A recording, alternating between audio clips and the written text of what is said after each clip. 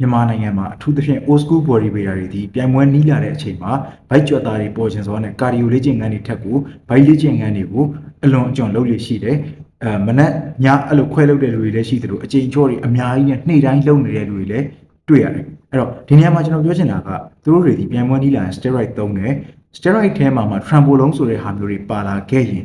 အကယ် trambolone မပါခဲ့ရင်တောင် steroid တွေမှာကအစားနည်းနည်းလေးပဲစားတဲ့သားနဲ့ကြွသားတိဆောက်နိုင်တဲ့အစွမ်းသတ္တိရှိတယ်တချို့ကကြတော့ဒီလိုအချိန်မှာ trambolone ဆိုတာဘာမှမသိဘဲနဲ့သုံးနေတဲ့လူတွေလည်းရှိတယ်အဲ့ဒါတွေတခါနဲ့ကျွန်တော်ထည့်မပြောတော့ဘူးဒီမှာကျွန်တော်ပြောချင်တာဒီ steroid တွေဒီကျွန်တော်တို့အစား short စားနေရင်တောင်အစားနည်းနည်းပဲစားရင်တော့ muscle တိဆောက်ပေးနိုင်တဲ့အစွမ်းသတ္တိရှိရတဲ့အတွက်ကိုကျွန်တော်တို့ခန္ဓာကိုယ်ကြွသားတွေအားလုံးကိုကြီးအောင်ပို့ပြီးတော့တိတ်သီးစားကောင်းလာအောင်လုပ်ပေးမှာပဲ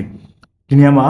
လက်မောင်းတွေ chest တွေ shoulder တွေ back တွေ gut တွေကြိုက်တယ်လို့ကြီးသွားလို့ရတယ်ထူသွားလို့ရတယ်အားလုံးကစင်ပေါ်မှာကောင်းကျိုးပဲပေးမှာကျွန်တော်တို့အမြင်မှာလှဖို့ပဲရှိတယ်ဒါပေမဲ့ဘိုက်လေ့ကျင့်ခန်းတွေနေ့တိုင်းလုပ်လို့ဘိုက်ကြွသားထူသွားခဲ့ရင်ဘိုက်ကြွသားတိတ်သီးစားများသွားခဲ့ရင်ကျွန်တော်စင်ပေါ်မှာဘိုက်ဘူခါတိုဖြစ်သွားလိမ့်မယ်အစီမရှိပေမဲ့ six pack တွေမြင်နေရပေမဲ့ဘိုက်ဖောင်းဖောင်းကြီးခါတိုကြီးဖြစ်သွားလိမ့်မယ်ဘာကြောင့်လဲဆိုရင်ကျွန်တော်တို့ရဲ့ဒီ six pack ဆိုတာဒီလေ muscle တွေဖြစ်တယ်ဘေးက oblique လို့ခေါ်တဲ့ခါဘေးမှာခါဘေးဆောင်ကြွသားတွေဒီလေ muscle တွေဖြစ်တယ် steroid သုံးပြီဆိုရင်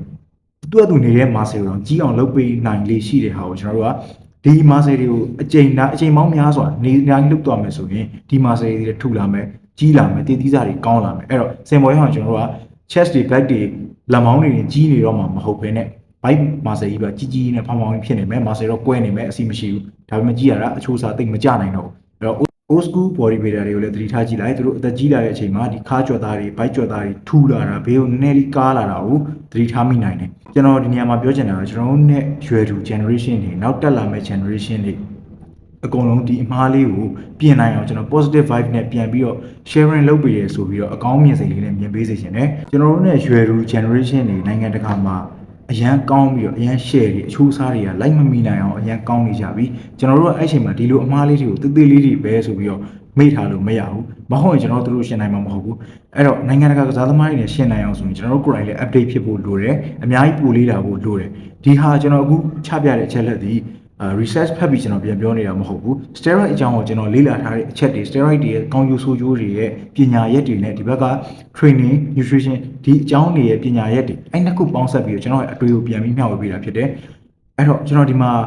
တခုပြောချင်တာက old school body builder တွေစီမှာတချို့ကျွန်တော်တို့ new generation တွေကနေပြီးတော့ old school တွေစီကနေပြီး training plan ယူထားတဲ့လူတွေ coaching ယူထားတဲ့လူတွေ old school body builder တွေနဲ့ train နေတဲ့လူတွေရှိတယ်လူငယ်တွေရှိတယ်သူတို့ဒီအမားလေးကိုသတိထားမိအောင်ကျွန်တော်ပြန်မျှဝေပေးတာဖြစ်တယ် old school တွေအပြစ်မဟုတ်ဘူးသူတို့ခေတ်သူတို့အခါမှာသူတို့ဒီအကောင်းဆုံးနီလန်းတွေ